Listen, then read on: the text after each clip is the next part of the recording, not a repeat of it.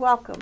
I'm Connie Rule, Director of the Bethel Park Chamber, and I'm pleased to announce that we are resuming our educational and information sessions that we offered pre-pandemic. Today we're highlighting the real estate industry. Spring and summer is a great time to be house hunting, and we'd like to assist your efforts by providing you with some important tips and information that will assist you with a more pleasant, informed house hunting experience. Rob Kozarowski, Realty One Group Platinum, and his professional team of realty specialists will discuss in 10-minute segments the various aspects of each step that is necessary in buying homes that will provide you with a happy, satisfied experience. The information provided today will be accessible on YouTube on our website at www.bpchamber.org later. We will be providing other informational and educational sessions going forward throughout the year. For more information on what sessions will be forthcoming, you can visit our website or contact the Chamber. Rob?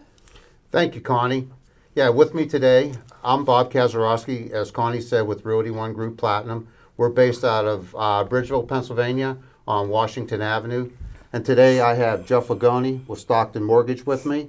I also have RJ with Goosehead Insurance and Jake from Foundations Incorporated. Yeah, my passion for a real estate agent is to help first-time home buyers achieve their goal of home ownership and their dream home.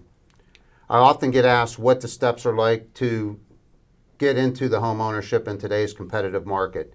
So today we've assembled a series of videos to hopefully give you a better idea of what that looks like.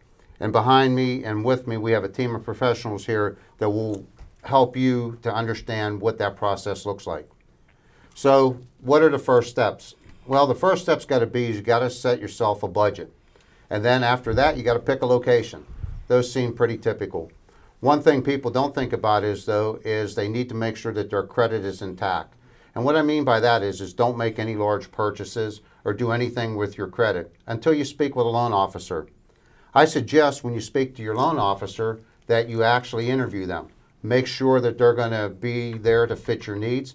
Make sure they're going to meet your obligations on a timely manner. Are they going to be there evenings and weekends for you when you need them? Do they have a portfolio of products to help first-time home buyers? Do they have a full product offering of different types of mortgages? Conventional, FHA, VA, USDA, so on and so forth. So then the next step would be to get pre-approved. So today, I'm going to turn this section over to Jeff Lagoni, and he's going to walk you through what that process looks like today of getting the pre-approval process. Bob, I got to tell you, man, you nailed that better than I think 99% of loan officers would. You crushed it. And where people need to start, first and foremost, is call a lender, right? And interview them, like Bob said, figure out, are you compatible with them? Are they going to work with you? Are they going to educate you about your loan options? And are they available when you're available? And the best thing to do, and where we get excited, is when somebody says, hey, I'm not going to buy a house from 3 months to 3 years, because that gives us a chance to take the application, to educate them on their options, and help them fix up whatever needs fixed up. You know, maybe their credit isn't where it needs to be. We can coach them on their credit so that they get the best interest rate, or they qualify for the best program for them. Well, let me ask you that, Jeff. That's an important step, is the credit repair. Most banks don't offer that, but as a loan officer, that's something you do for your clients, right. Correct? So there's three things. There's three things that we do. Once we pull your credit, we have a credit analyzer that analyzes your credit right now. That says, hey, how much can your scores jump immediately? And typically, what that is the balances on your revolving debt, like your credit cards. It'll tell us, like, if you would pay down a balance and you would get your credit rescored, how much can your scores go up? This goes back about 10 years ago, but I had a customer call me with a 521 credit score. He was denied by several lenders before me. I ran the credit analyzer. If he paid off a $300 credit card, his score could jump over 640. He did Awesome. that. We got him rescored, and then he qualified FHA and ended up closing on an FHA loan. See, credit isn't as intuitive as you would think, because oftentimes people are like, hey, I pay my bills. Why aren't my scores higher? And there's a couple different things that go into calculating your credit score. And so once we pull your credit, we're going to coach you on what you can do to get the score where you need it to be. Awesome. Yep. Awesome. The other thing we're going to do up front is we're going to gather all your documentation. We're going to get your income documents. We're going to get your tax returns, your pay stubs, your W-2s, your bank statements. We're going to get your driver's license, make sure it's not expired, and make sure that everything's in line. We're going to underwrite it right up front, as if you were under contract, so that they can go home shopping with you and enjoy the process and not worry about having a last-minute fire drill that may be a denial. Because, man, I'm too old. I'm getting too many gray hairs. I'm trying to hold on to the hair I have. And the last thing I want to do is call somebody and say, hey, you can't move into your dream home, or your kid can't get into the school that you're trying to get them into. So we want to do all that work up front. And that's important when you talk to your lender, to make sure you have somebody that's willing to do that work up front and make sure that you're clear. And then that way, whenever you find the home you're dreaming of, all we need is an updated pay stub and bank statement. And then you can move forward from there. And we can coach you up on those things so that, you know, buying your home is as fun as it should be. Absolutely. You know, and that's important, like in today's competitive market, when me as a realtor is going to present that offer to the seller's agent. With all this stuff done, that shows a seriousness and a commitment to that buyer to that property. Right. Versus maybe some other ones that are out there that haven't gone through the underwriting process. So that's a huge step, Jeff, to have. And the thing for customers and agents to win the deal right now are two things, right? You need speed and you need certainty, right? The speed piece, we're going to give you a link. After your customer's underwritten, we're going to give it to your customer as well. They can print their own pre-approval letter right now. So oftentimes somebody says, hey, I'm looking for a 2-bedroom in South Fayette. But then on Sunday, they're asking you about a 3-bedroom in Mount Lebanon. So what we do is we give them a link that they can print their own pre-approval letter right now and ship you the letter that says this is the offer we want to make on this house right now. So that's the speed part of getting your offer in and beating everybody else to the punch. The other part is the certainty. We already underwrote the file. So we're certain about what they qualify for so that they can win that offer in this competitive market right now. So you actually supply them with a cost sheet also, so they know exactly what they're going to need at closing time too, which is very important.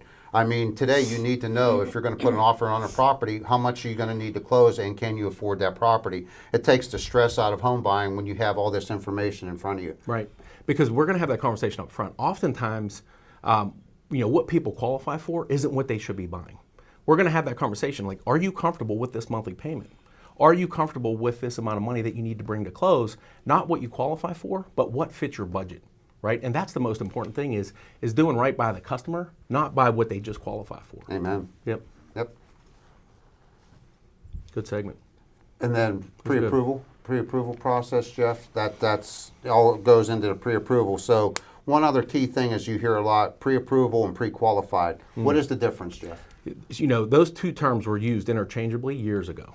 And I don't think 99% of the real estate professionals knew the difference between the two. But in recent years, those two terms really matter.